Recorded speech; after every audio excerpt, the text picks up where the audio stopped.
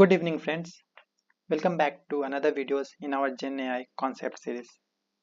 In our previous video, we learned what RAG is. That is, it is Retrieval Augmented Generation. But knowing the definition is one thing, and understanding what actually happens behind the scene is much more important. So imagine I have a complex chatbot, and I ask, what is our company's leave policy? The answer has to come from somewhere. And how does the system find the right document? How does it find the relevant part of that document? And how does the LLM finally generate the answer? That's what we are going to understand today. We are going to break down the complete RAG architecture step by step. So let's get started now. So first, what exactly RAG architecture is? Simply put, RAG architecture is the workflow that connects our knowledge base, retrieval system, and LLM together.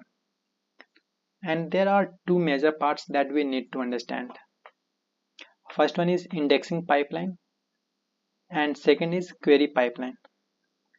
The indexing pipeline prepares our knowledge before the user asks anything. The query pipeline finds the relevant information when the user actually asks a question. So a very simple way to remember this is index first, retrieve later, and then finally generate the answer. Now, why do we need this architecture? So you might be thinking, why can't we just give our documents directly to the LLM? Just imagine a company has thousands of documents. It could have HR policies, technical documentation, product manuals, customer information, and maybe some other internal guidelines. We don't want the LLM to go through thousands of documents every time. And there is also another important problem. Their information might be private or frequently changing. For example, imagine your company leave policy changes next month. So now again we don't want to retrain the entire LLM just because one document changed. Instead, we can keep the latest information in an external knowledge and retrieve it when required. So the basic behind RAG is don't make the LLM memorize everything. Instead, store the knowledge, retrieve the relevant information, give it to the LLM. And that's exactly what our architecture is designed to do. Now let us look at how does this indexing pipeline work. So think of this pipeline as preparing our knowledge before the user makes a question. Let us say your company has 500 page PDF containing all its policies. We don't want to store this entire document as one giant piece. So first we divide the documents into chunking, and that we call as chunk, and chunking is the process. And for example, one chunk could contain information about leave policy, another about work from home, and another about holidays. Now the next thing is each chunk is converted into embeddings. That is a numerical representation of the meaning of text. So now every chunk has its own vector representation. And finally we store these embeddings along with the associated text in our vector database. So vector database could be ChromaDB, Face, Pinecone, and so on. So this is our indexing pipeline flow. First document, chunking, embeddings, and then vector database.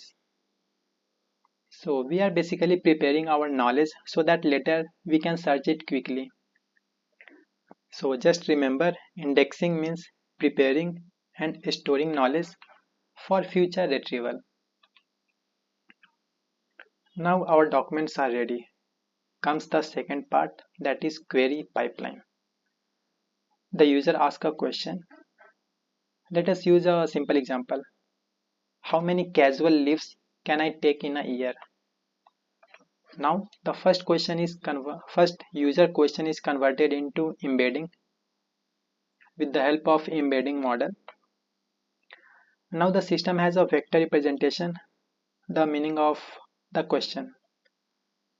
Next, this query embedding is compared with the embedding stored in our vector database, and this is where this third similarity search comes into play.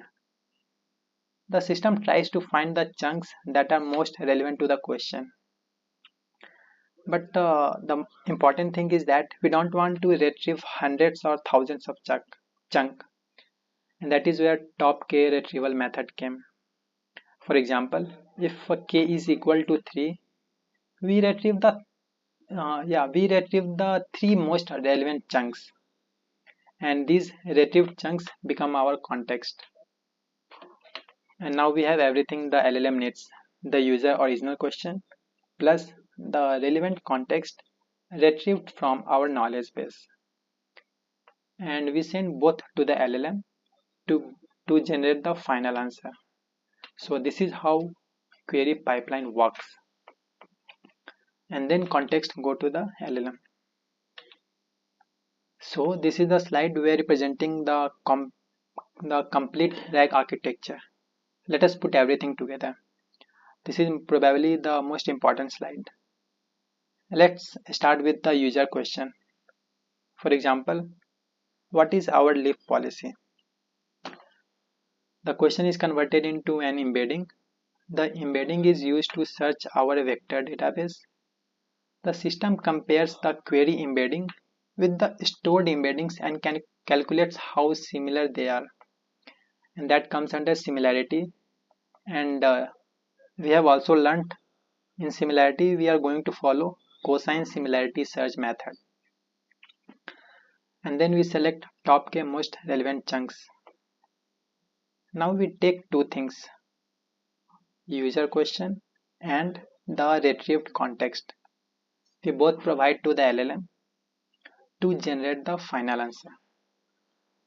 So this is how our complete flow works. But remember, there is another flow happening before this. The documents have already gone through documents, chunks, embeddings, and vector database. So that's the core architecture of RAG. Let us try to understand it with a real life analogy. Imagine you are taking an open book exam. Your teacher asks, "What is the capital of France?" Now you don't need to memorize the entire textbook. You simply open the book, find the relevant page, read the information, and write your answer. RAG works in a very similar way. The textbook is our knowledge base. Finding the relevant page is retrieval. The information on that page is our context, and writing the final answer is the job of the LLM. So just remember simple thing: find the relevant information first, then generate the answer. That's the basic idea behind retrieval augmented generation. Where is RAG used? One major use case is enterprise knowledge assistants. Imagine that a company has thousands of internal documents. Instead of employees searching manually through them, they can simply ask questions to an AI assistant. And another use cases is customer support. And RAG is also useful in legal applications where the system can retrieve relevant sections from contracts, and other documents. And we can also use it for research assistance, where the knowledge base contains research papers, reports, or other resources. So thing is that whenever an AI application needs to answer questions using external knowledge, RAG can be extremely useful. Now let us make this interview ready.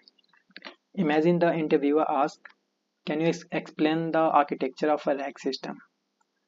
You can simply start with a big picture. You can say a RAG has mainly two stages: indexing and querying.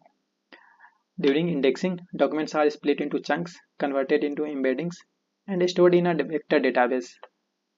Coming to the second part, during querying, the user's question is converted into an embedding. Relevant chunks are retrieved using similarity search and Top-K retrieval. And further, those chunks are passed as context to the LLM along with the user question. And finally, the LLM generates the answer using that context. That's already a strong answer. And if the interviewer wants more detail, you can then explain chunking strategies, embedding models, similarity metrics, retrieval method, re-ranking, and prompt construction. So just remember this mind map: index, retrieve, augment, generate. Now let's quickly summarize everything. We have two major stages. One, indexing. Documents are taken, split into chunks, converted into embeddings, and stored in a vector database. Stage 2, querying. The user asks a question. The question becomes an embedding. The system searches for similar information, retrieve the Top-K relevant chunk, and provide that context to the LLM. And finally, the LLM generates the answer. So if you remember only one thing from this video, remember: index first, retrieve later, and then generate the answer. And that is the basic architecture behind our RAG system. I hope you found this concept easy to understand. And I will see you in the next video with another exciting topic. Until then, keep learning and keep growing. Thank you for watching.